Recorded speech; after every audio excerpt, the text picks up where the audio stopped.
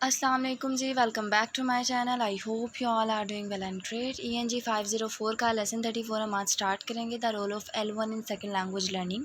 Again L1 का role पढ़ना है, लेकिन कुछ परफॉर्मेंस डोमेन जो है उससे रेलिवेंट इन्फॉर्मेशन पढ़ेंगे। पीछे हम पढ़ के आ चुके हैं, ईजी था। स्टार्ट करते हैं। टॉपिक 200 से 205 तक कवर किया गया है।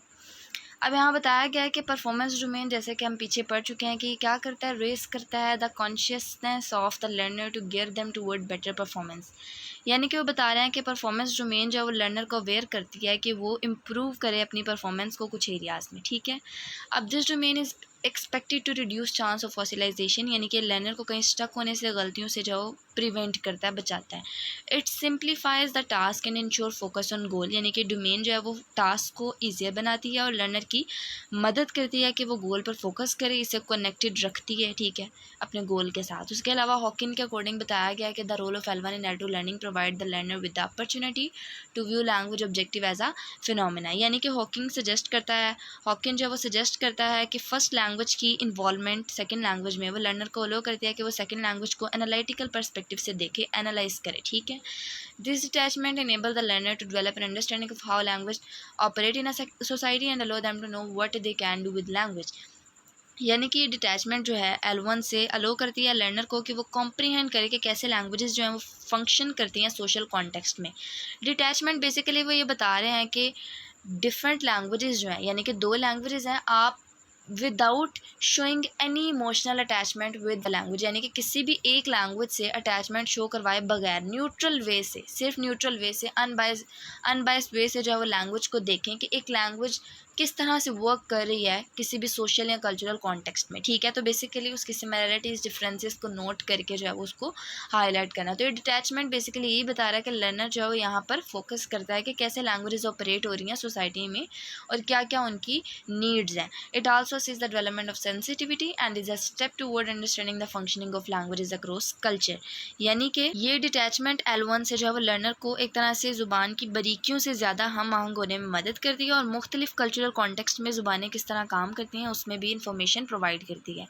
आगे क्या बताया गया, बहुत ईजी सा टॉपिक है। इसमें बेसिकली एक बात हाईलाइट की गई है कि L1 जो है वो L2 को स्लोवर करती है। किस तरह से, जब हम L1 अपनी नेटिव लैंग्वेज में ट्रांसलेशन कर रहे होते हैं तो ये हमारी L2 लर्निंग को स्लो कर रही होती है। तो उसी के ऊपर बहस की गई और उसके पॉजिटिव एस्पेक्ट्स के बारे में बताया गया। यहाँ बताया गया कि the debate about L1 role continues to in cognitive rather than behaviourism, यानी कि L1 रोल जो है वो कॉग्निटिव पर्सपेक्टिव में एक तरह से डिबेट का बायस बना रहा है। The use of L1 in L2 classroom has been appraised as too complex for learner requiring them to operate in two different ways. तो यहाँ वो बता रहे हैं कि L1 का यूज़ L2 क्लासरूम्स में कॉम्प्लेक्स है, जो कि रिक्वायर करता है कि दो अलग क्लासरूम्स होने चाहिए या दो अलग वे होने चाहिए। ठीक है। उसके अलावा it has been argue that frequent resource to L1 would lead to slower.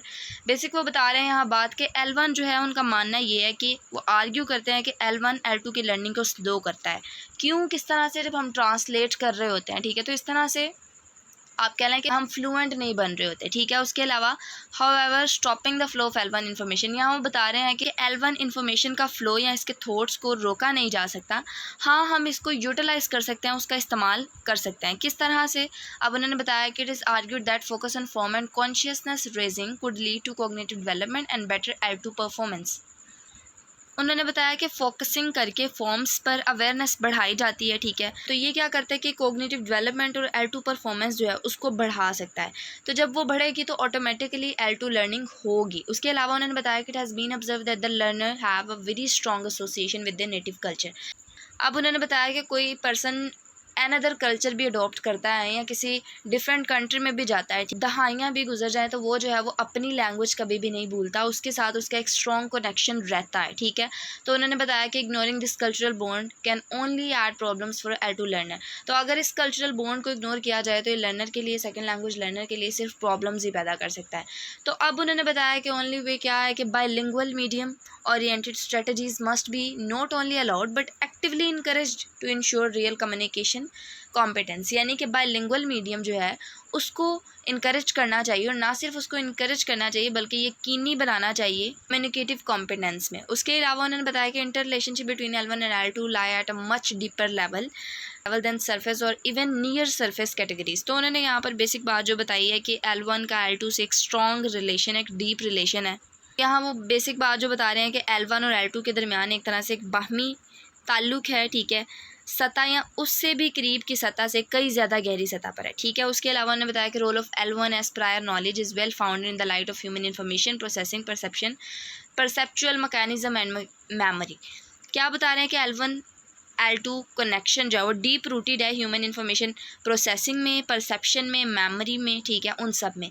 उसके अलावा उन्होंने बताया है कि learner must not be deprived of the opportunity to use their language, instead they should be encourage to explore the richness of bilingualism by developing connection comparison. तो basic बात जो यहाँ बता रहे हैं वो कह रहे हैं कि जो सेकंड लैंग्वेज लर्नर होते हैं उन्हें इनकरेज करना चाहिए कि वो बाइलिंगुअलिज्म रिचनेस जो है उस पर फोकस करें, ठीक है, वो उनके अंदर पैदा करना चाहिए। किस तरह से? Bye developing connection comparison contrast, किसमें? लैंग्वेजेस के फंक्शन जो होते हैं फॉर्मल फंक्शन, उसके अलावा कल्चरल एसोसिएशन के कौन से कल्चर्स में क्या क्या एसोसिएशंस हैं, वो सारी cultural linguistic reference for knowledge building. तो नॉलेज लेते हुए जो है वो कल्चर क्रॉस लिंग्विस्टिक रेफरेंस जो है वो पैदा करना। तो डिफरेंट एस्पेक्ट से उन्होंने बेसिक बात जो बताई थी, पहले उन्होंने बताया था कि L1 कहीं ना कहीं जो है वो एक तरह से L2 को स्लोवर बना रही होती है जब हम ट्रांसलेट का प्रोसेस कर रहे होते हैं, लेकिन साथ उन्होंने बताया है कि इस इन्फॉर्मेशन को हम रोक नहीं सकते, इस फ्लो को रोक नहीं सकते, ये आप कभी भी अपनी नेटिव लैंग्वेज से दूर नहीं रह सकते, वो आपको कभी भी नहीं भूलती। तो बेसिक बात यहाँ पर वो यही बता रहे हैं कि L1 का रोल है L2 में, ठीक है। आई होप सो कि आपको लेक्चर की समझ आई होगी। कोई पॉइंट मिस हो जाए या फिर आपको समझ ना आई हो, आप कमेंट सेक्शन में पूछ सकते हैं। चैनल को सब्सक्राइब नहीं किया तो कर लें ताकि आने वाली वीडियोज़ के नोटिफिकेशन मिल सकें। दुआओं में याद रखिएगा। अल्लाह हाफिज़।